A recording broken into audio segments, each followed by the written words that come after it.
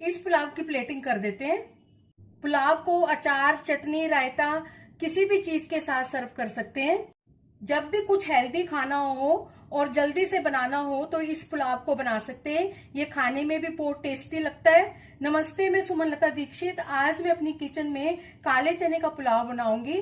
चलिए देखते हैं इसको कैसे बनाना है। गैस के ऊपर मैंने कुकर रख दिया। इसको बनाने के लिए 4 बड़े चम्मच तेल डाल दिया, 3 लौंग, 1 तेज पत्ता, दालचीनी का 1 इंच टुकड़ा, 1 मोटी वाली इलायची काली, 1 छोटा चम्मच जीरा। और अब इन मसालों को थोड़ा भून लेंगे। मसाले भूनने के बाद अब इसमें 2 प्याज डाल देंगे कटे हुए। प्याज को ट्रांसपेरेंट होने तक भूनेंगे। स्वादानुसार नमक डाल देंगे। आधा छोटा चम्मच इसमें हल्दी डाल देंगे। 1 छोटा चम्मच इसमें धनिया पाउडर डाल देंगे। ताजी मिर्च डाल रही हूँ बीच में से काट के। आधा छोटा चम्मच लाल मिर्च पाउडर डाल देंगे। 1 छोटा चम्मच कश्मीरी लाल मिर्च पाउडर डाल देंगे। 1/4 चम्मच गरम मसाला डाल देंगे। बारीक कटे हुए 3 टमाटर डाल देंगे। 1 इंच अदरक का टुकड़ा बारीक काट के डाल रही हूँ। अगर पेस्ट डालना चाहते हैं तो वो भी डाल सकते हैं। 2 कप बासमती चावल डाल रही हूँ। 10 मिनट इनको भिगो के रखा था। 1.5 कप उबले हुए काले चने हैं। इनको पूरी रात पानी में भिगो के फिर कुकर में इनको विसल लगवा ली थी। और इसका पानी निकाल के इसको भी डाल देंगे बीच में।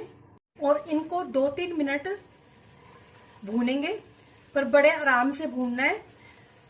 चावल टूटने नहीं चाहिए।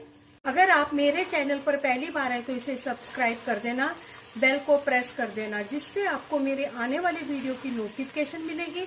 और अगर आपको मेरी रेसिपी अच्छी लगती है तो इसे लाइक कर देना और ज़्यादा से ज़्यादा इसको शेयर कर देना। और कमेंट सेक्शन में ज़रूर बताना ये रेसिपी आपको कैसी लगी। 2 कप चावल है तो 4 कप पानी डालेंगे। 2 कप चने का पानी डाला था, 2 कप और पानी डाल देंगे इसमें। हींग डालना मैं भूल गई हूँ तो 1/4 चम्मच हींग डाल देंगे। अब सब चीजों को अच्छी तरह से मिक्स करेंगे और आप कुकर का ढक्कन लगा देंगे और इनको पकने देंगे। अब इसको चेक करते हैं। 1 सीटी आने के बाद मैंने गैस की फ्लेम को बंद कर दिया था और इसको फिर अपने आप ही ठंडा होने दिया। चने तो पहले से पके हुए थे, चावल भी पक चुके हैं। खिला खिला पुलाव बना है और इसकी खुशबू भी बहुत अच्छी आ रही है। पुलाव बनकर तैयार है। चलिए मिलते हैं अब एक अच्छी सी नई रेसिपी के साथ। बाय।